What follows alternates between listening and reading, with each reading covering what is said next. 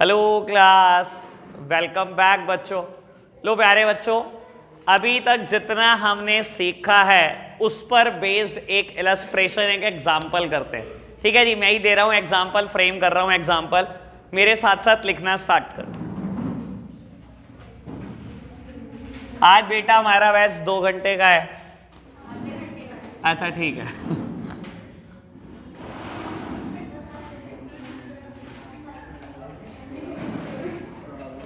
बस बेटा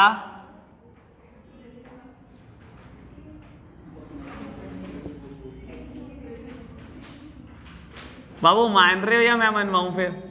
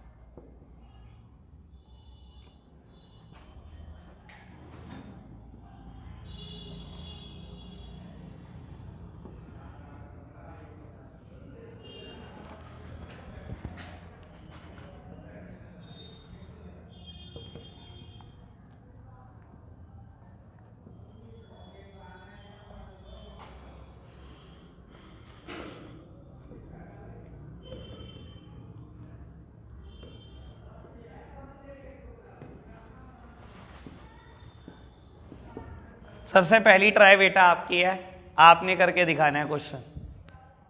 लो जी, लो प्यारे बच्चों, मेरी तरफ देखना बस। बाबू सामने देख रहे हैं आप सब। बेटा सबसे पहले इस क्वेश्चन में करेंगे क्या, सुन लो। बाबू जब कहेगा ना बिल ऑफ एक्सचेंज 3 हो गए, 4 हो गए, 5 हो गए, अभी मैं ऐसा क्वेश्चन भी दूंगा बेटा कि 5 बिल ऑफ एक्सचेंज कर दूंगा एक ही क्वेश्चन में। आपने ना सबसे पहले बेटा नंबर लाइन देखनी है, ठीक है ना। मैं हमेशा बनाता हूं, डेप्रीसिएशन में भी बना रहा था, इसलिए सामने देख ले बेटा।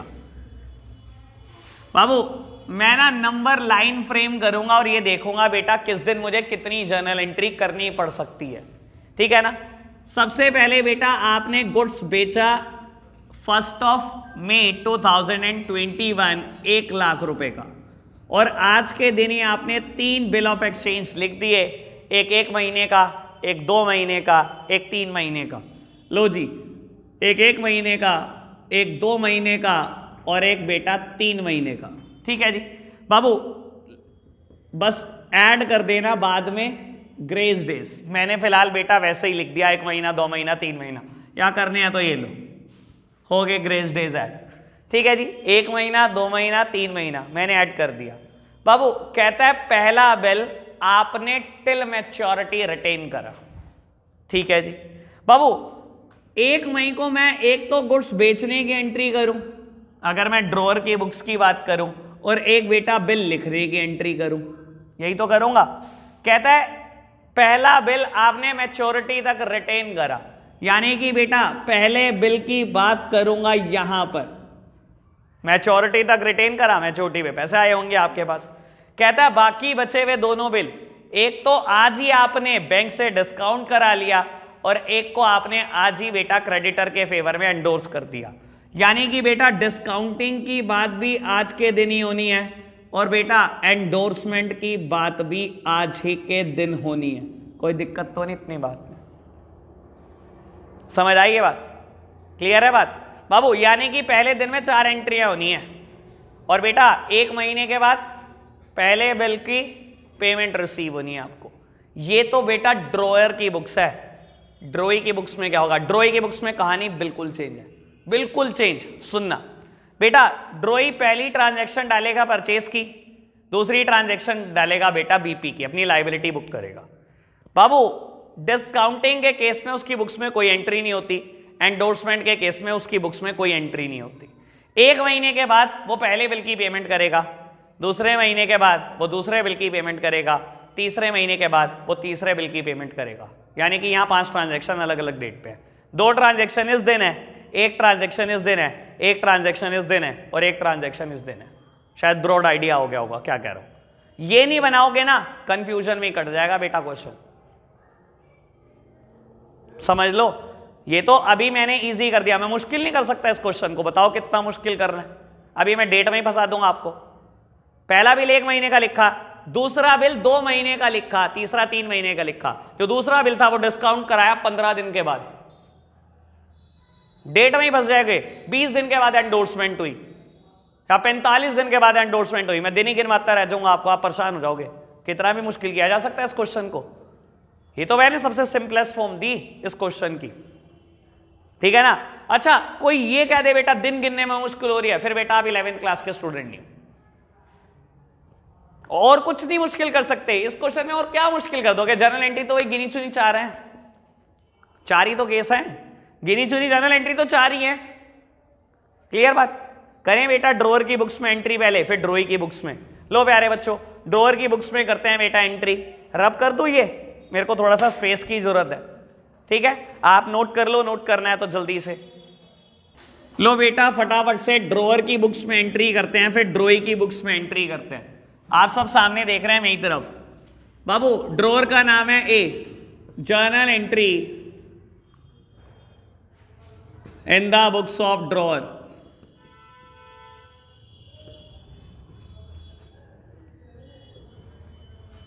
फर्स्ट ऑफ May 2021 आपने बी को गुड्स बेचा, आपने एंट्री की होगी B debit to sales account ₹1 lakh.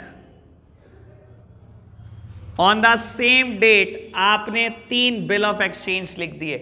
बेटा bill of exchange on the same date आपने 3 बिल ऑफ एक्सचेंज लिखे। बिल ऑफ एक्सचेंज लिखने की एंट्री होती है बेटा BR डेबिट टू, डेटर का नाम आ जाता है। लेकिन बेटा यहाँ 3 बिल ऑफ एक्सचेंज लिखे, अलग अलग अमाउंट के, अलग अलग मैच्योरिटी पीरियड है, तो पहले दिन ही अलग कर देना बेटा उनको, ठीक है ना। तो हम क्या लिख रहे हैं बेटा, BR1 account debit, BR2 account debit. आप BR नहीं लिखेंगे, पूरा लिखना बिल रिसीवेबल। आप, मैं शॉर्टकट में लिख रहा हूं BR3 अकाउंट डेबिट और बेटा डेटर का नाम यानी कि टू बी। मैंने 1 लाख का डेटर बुक किया था, आज बुक से खत्म कर दिया और एक नई एसेट बना दी बेटा जिनका नाम है BR। कोई दिक्कत तो नहीं।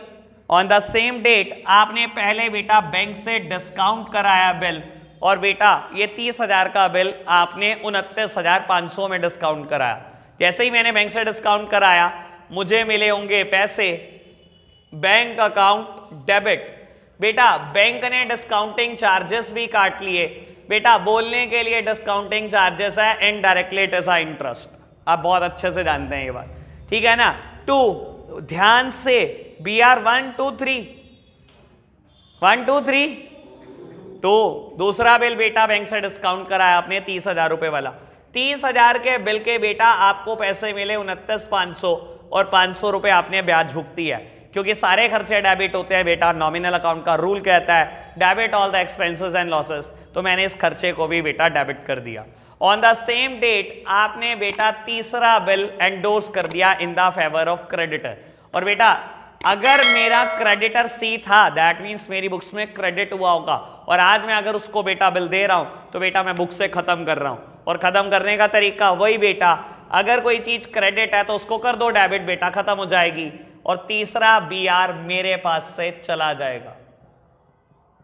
ये कितनी अमाउंट का था बेटा? ये भी 30 का था। और upon maturity of the first bill मुझे पैसे मिल जाएंगे। पहला बिल मैच्योर हुआ है बेटा, ड्यू डेट आपने निकाल ली होगी, निकाल लिए थे ना बेटा, 4 जून आई थी ना बाबू, पैसे मिल गए आपको, और B R first B book से खत्म हो गया। Bank account debit to B R first account, और बेटा ये अमाउंट मुझे रिसीव हुई 40,000। कोई दिक्कत तो नहीं? ऑल क्लियर बेटा? आपने ड्रॉई की बुक्स में एंट्री खुद करनी है, अभी जल्दी करना बेटा। मैंने ड्रॉई की बुक्स में एंट्री कर दी है, आप कंफर्म कर लेना, मिला लेना एक बार ढंग से। हम अब लिख रहे हैं बेटा कंसेप्ट नंबर 7, इस पर बेस्ड एक क्वेश्चन करके जाएंगे और बेटा फिर आज का लेक्चर वाइंड अप कर देंगे। लो प्यारे बच्चों, आप मेरे साथ साथ कंसेप्ट नंबर 7 लिखना।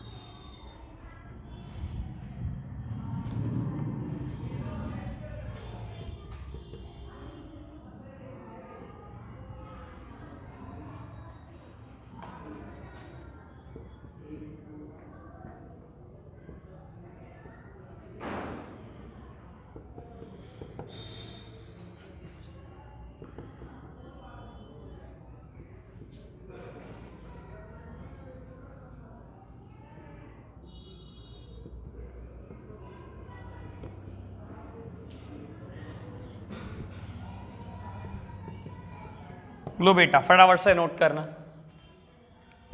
बेटा कंसेप्ट बहुत आराम से सुनना, मेरी तरफ देख रहे हैं आप।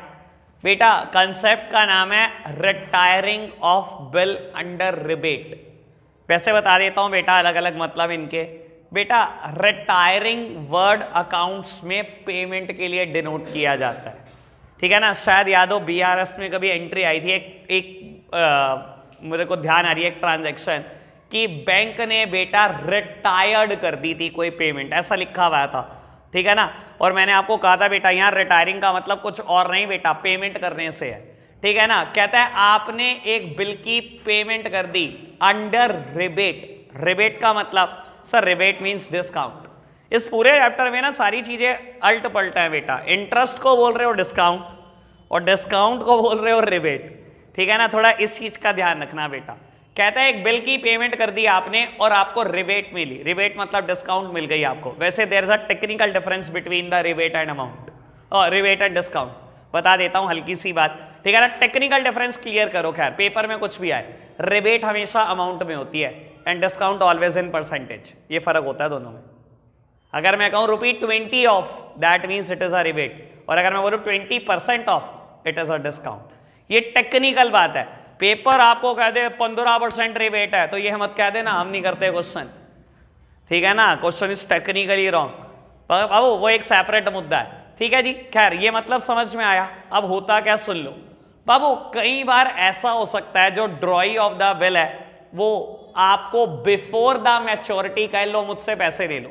मतलब ड्रॉयर ने उधार पे गुड्स बेचा था, बिल लिखा उसके ऊपर 4 महीने का, और 2 महीने बाद ही कह दिया ड्रॉई ने ले ये पकड़ पैसे, और क्योंकि वो 2 महीने जल्दी दे रहा है आपको पैसे तो बेटा वो डिजर्व करता है कुछ ना कुछ डिस्काउंट। ऐसे केसेस में बेटा ड्रॉअर बेटा उसको डिस्काउंट दे देता है, इसे ही हम बोलते हैं retiring of bill under rebate.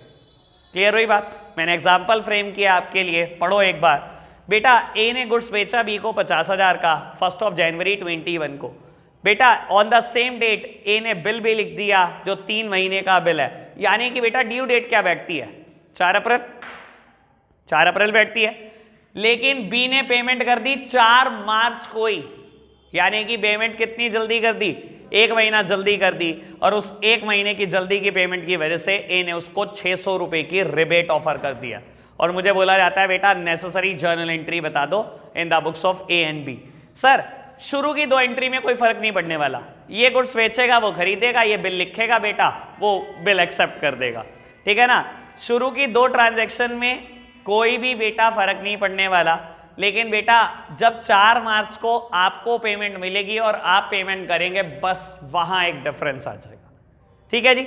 मैं सिर्फ लास्ट एंट्री करूंगा बेटा, ठीक है ना। मैं शुरू की 2 एंट्री नहीं कर रहा, आपने बेटा बहुत अच्छे से कर लिया। मेरी तरफ देखना, 4 मार्च 21 को ए की बुक्स में क्या होगा और बेटा बी की बुक्स में क्या होगा, सामने देख रहे हैं आप मेरी तरफ। बेटा इसको पैसे मिलेंगे 4 मार्च को, मिलने थे 4 अप्रैल को कायदे से, लेकिन बेटा बी ने जल्दी पेमेंट कर दी, इसको पैसे मिलेंगे। और पैसे जब भी मिलते हैं या तो कैश डेबिट या तो bank debit, bank account debit, ठीक है बेटा।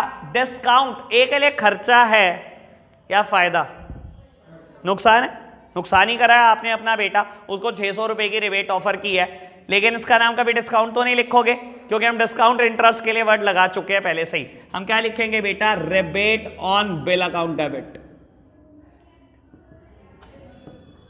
2 बेटा मेरी बुक से बीआर खत्म हो जाएंगे, यानी कि एंट्री में बदला कुछ थोड़ी बेटा।